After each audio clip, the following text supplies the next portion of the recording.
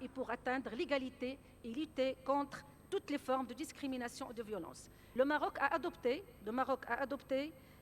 pour la première fois en 2013 le plan gouvernemental pour l'égalité ICRAM 1 et qui a produit un bilan considérable incluant des réformes à caractère structuré et structurant, tant au niveau législatif et institutionnel. Et aussi, on continue la mise en œuvre d'un deuxième plan gouvernemental pour l'égalité ICRAM 2 2017-2021 selon une approche basée sur les droits de l'homme et la démocratie participative. Et je conclus que, conscient de l'importance de l'autonomisation des femmes en tant qu'entrée stratégique pour la promotion des droits des femmes et la consolidation des principes d'équité et d'égalité, l'autonomisation économique des femmes a occupé une place majeure dans les deux versions des plans gouvernementaux pour l'égalité.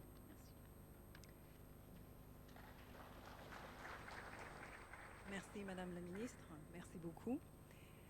Moving on to Ms. Chiara Corazza, Managing Director of the Women's Forum. I will remind it, this talk is centered on constraints women face to access and also to control resources when it comes to economic opportunities.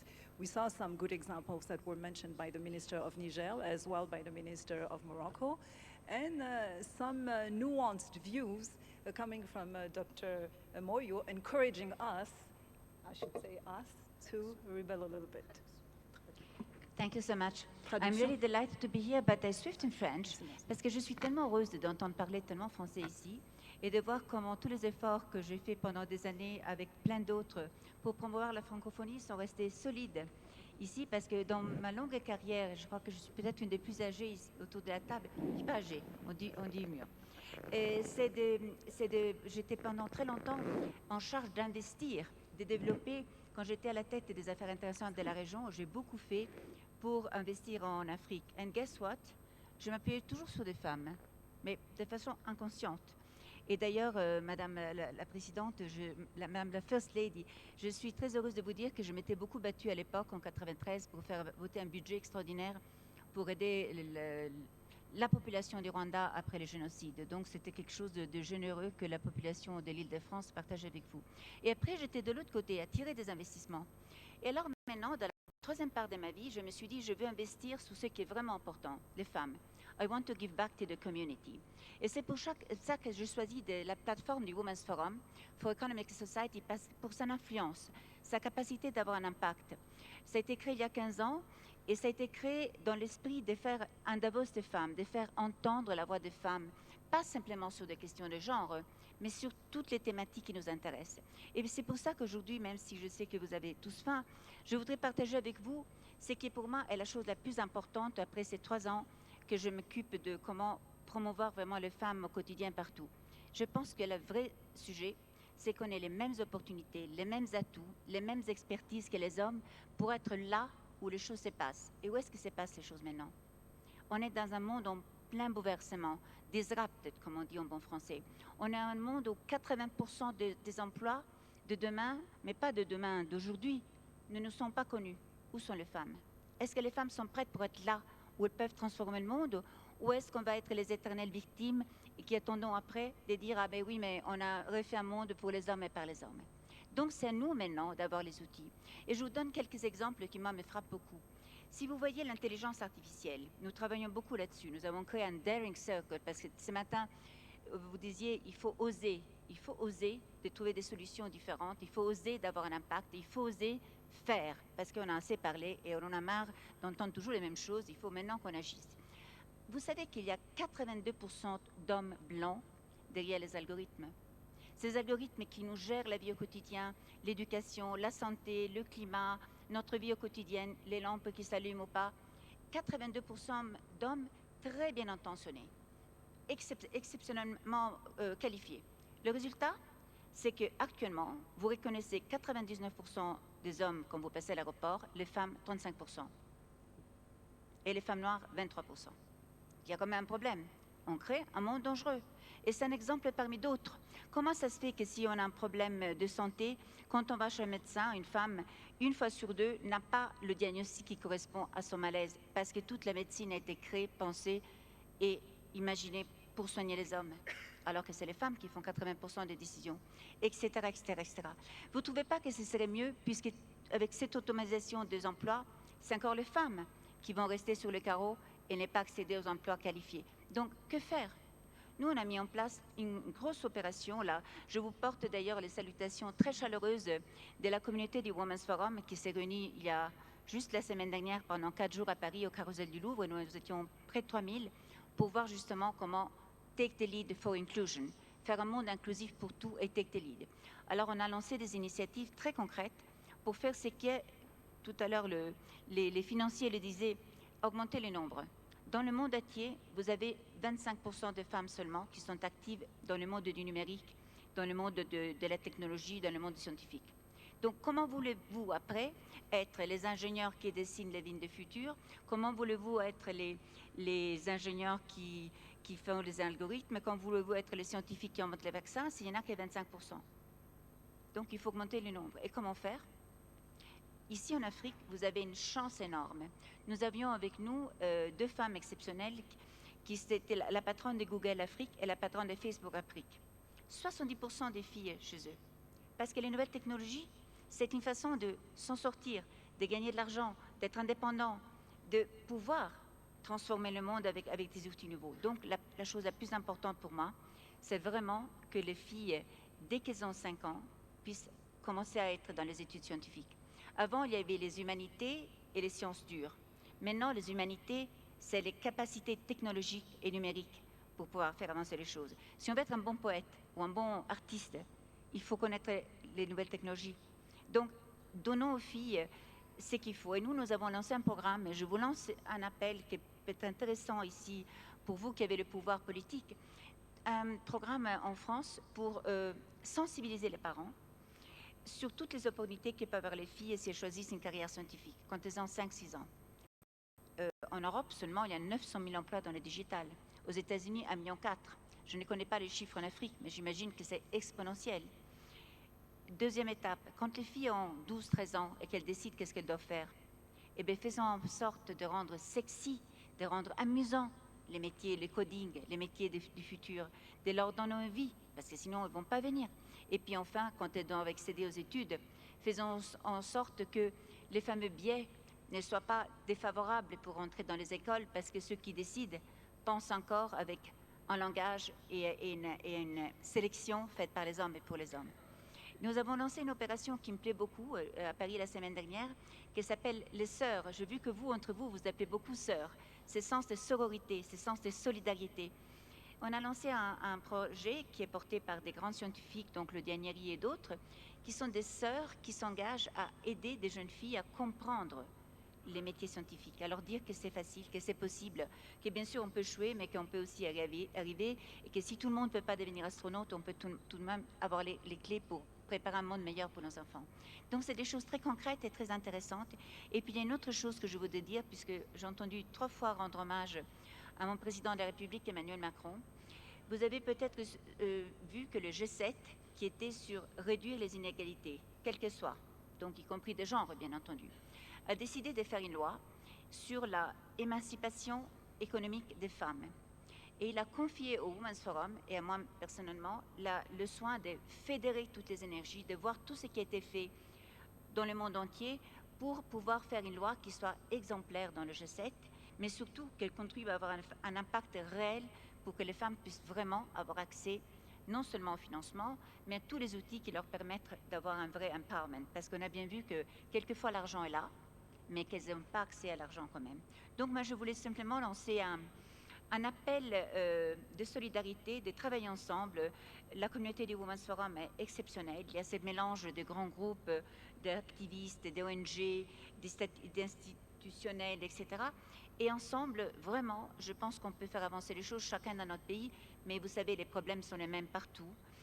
Dimanche encore et samedi, nous avions 50 000 femmes dans les... parce qu'il y a 130 féminicides à Paris. Moi, je l'ai découvert. Je pensais qu'on avait fini ça. Et au Mexique, dans notre forum Amérique, on a lancé une charte contre le trafic humain exponentiel. On a été voir tous les chefs des hôtels en disant « Vous ne fermez pas les yeux, vous vérifiez qui vient chez vous ». Donc, c'est des choses qui sont inadmissibles. Donc, quand on parle de accès aux ressources, c'est aussi accès aux mêmes opportunités. Parce que si on est discriminé parce qu'on ne peut pas étudier, parce qu'on ne peut pas être sécure, etc., etc. Et moi, je crois vraiment que les nouvelles technologies sont la façon de s'en sortir, d'avoir les mêmes opportunités et très vite. Donc, j'ai un discours très optimiste. Et puis, Madame la Première Dame, moi, je suis aussi très fière d'être là, mais aussi parce que je voudrais proposer au Rwanda d'accueillir le prochain Women's Forum Africa. On n'en a jamais fait. On en a un en Asie, on en a un en Amérique, on en a un pour tout le monde entier. Et on aimerait vraiment beaucoup l'année prochaine pouvoir faire un Women's Forum Africa ici, avec vous, et réunir toute cette magnifique communauté des femmes africaines qui sont certainement les plus puissantes de nous toutes. Merci beaucoup. Merci beaucoup, Madame. Merci beaucoup, Madame Koratsa. C'est une transition tout trouvée avec Tony Elumelu Foundation. I was saying, CEO Oguchoku, that it was a great transition to you because Madame Koratsa has spoken about science and technology and access to finance as a driving force towards gender equality, and of course the expectation that it would result in this demographic dividend that we're talking about.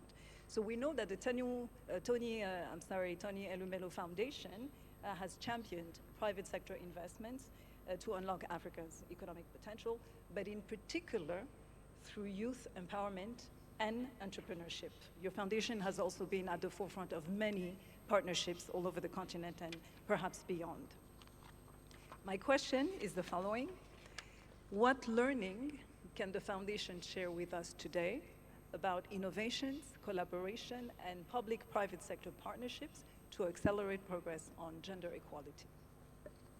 Thank you, Madam Moderator, and it's an absolute pleasure to be here today, and I want to thank the organizers, Africa Development Bank and the government of Rwanda. Permit me to stand on all other existing protocols. Women are responsible for 60% of the work done globally, but women earn 10% of income only, and they own only 1% of property. I think in this one sentence lies the very core of the problem. Nelson Mandela once says that if we are going to achieve freedom, we must emancipate women from all forms of oppression. But the greatest form of oppression is economic oppression. And economic oppression is indeed the gateway to all forms of oppression. As Dr. Moyo said, that women should have power or claim power. But how do you claim power if it's not given? We're not all fortunate to live in a country like Rwanda, where 63% of the of people in parliament are women. That is remarkable, and I think it's the highest percentage in the world. So if we're not going to, if we as life givers will not take life, how do you get that power? The only way to do that is through economic empowerment. We all know that if you empower a woman, you improve the lives of those around her immeasurably, her family, her community, her country.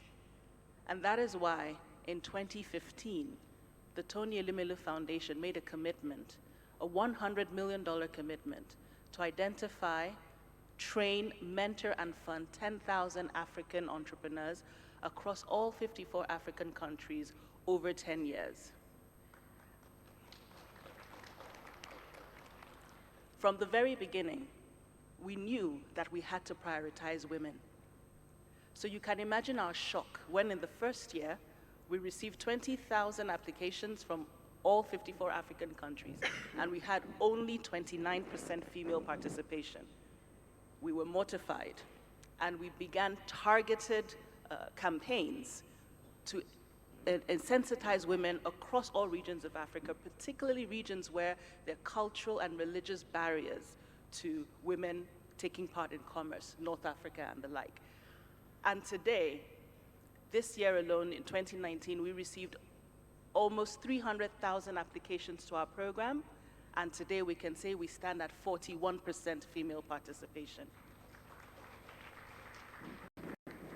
But we're not satisfied. We're targeting 50% and beyond, because we know empower a nation. And we have seen remarkable impact from the 3,000 plus female entrepreneurs that we have empowered since 2015. For instance, we have here in Rwanda a lady called Marie-Claire Murekatete. I hope I didn't pronounce her name wrongly. Marie-Claire is the founder and managing director of Atlas Computers. It's an ICT company that revolutionized the transport sector in Kigali by introducing and adopting e-ticketing, money transfer, and electronic courier services. But beyond that, and this is the power of women, Marie-Claire founded a social enterprise called Refugee Girls Need You Now. And the major focus is to train refugee girls across Rwanda on ICT. So she trains them on coding, on programming, in collaboration with the UNHCR in regions like Kiembe. Each year, she trains 400 refugee girls. After these trainings, they then work on coding solutions and programming solutions to increase the standard of living of refugees across the communities. Marie-Claire has received awards from SAP, appointing her Africa Codes Week Rwandan ambassador. She's received awards from UN Women and Mott MacDonald, awarding her as a Rwanda Gender Promotion Recognition for a role model for the next generation of women in Rwandan communities. This is one example out of many thousands that we have impacted. And so our question is, how can we scale this? Because we have developed a tried and tested model that with training, with mentoring, with funding, you can get women across Africa to create their ideas, impact their communities, generate revenue, and create jobs. We found that women across Africa are impacting their communities in leaps and bounds. And so, millions of Africans are at the cusp of the fourth industrial revolution, as my fellow panelists have said. Some of us, many of us missed the first three industrial revolutions, but we absolutely cannot afford to miss the fourth industrial revolution. And so our learning is that leveraging technology is the way to leapfrog Africa into the 21st century, to ensure that we cater to the burgeoning youth population. Africa's youth population today could either be the world's greatest opportunity or the world's greatest catastrophe. And we here in this room today can ensure that it is the world's greatest opportunity. By collaborating, by leveraging each other's strengths, let's stop reinventing the wheel. Let's stop working in silos. Let's leverage each other's strengths, governments, development finance institutions, private sector, and let us create sustainable solutions to the burgeoning youth population, to the women of Africa, because they have amazing ideas, they are talented, they are creative, and all they need is that intervention, is that hand up and not a handout, to translate their ideas from just sitting in their head as an idea into reality. And that is why we firmly believe at the Foundation that capacity building and funding are two sides of the same coin. World Bank recently did a study, Solutions for Youth Employment, where it found that many interventions, capacity building and training interventions, do not see the impact it needs to see because you're creating supply, but there's no demand. Where are the jobs? Where are the businesses? How do you practicalize this learning? And so we found that it must go hand in hand with funding. And the bottom of the pyramid is where we're playing. The bottom of the pyramid is where millions of young African women need our help, need our support. Because at that level, as startups, most banks are not really playing at that level. It's too risky for venture capitalists.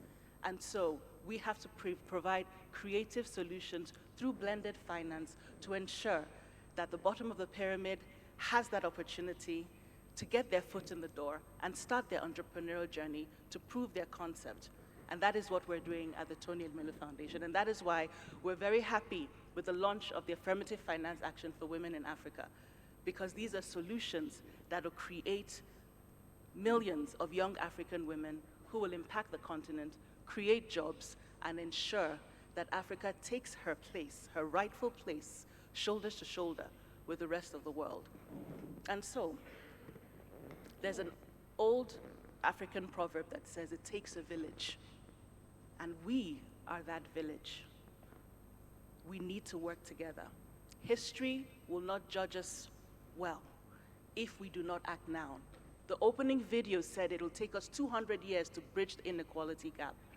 But if we don't work together, it'll take us 1,000 years.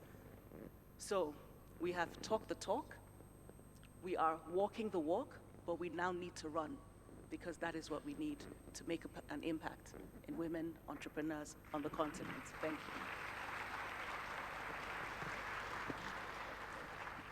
you. Thank you very much, CEO. Well, you know what happens here is that she has really done my job perfectly, because we are running out of time. I don't want to keep all of you waiting, so I needed a conclusion, and this was the perfect conclusion, the perfect takeaway. So let me just remind very quickly that collaboration has been mentioned as being a very key, partnerships, a comprehensive approach to all these issues of gender equality, empowering youth as well, access to finance, involving women in science and technology. Hopefully this is just the start of the conversation. It's the continuation, I think, of the conversation, and I hope you have enjoyed it. I wish you a very good lunch. Thank you.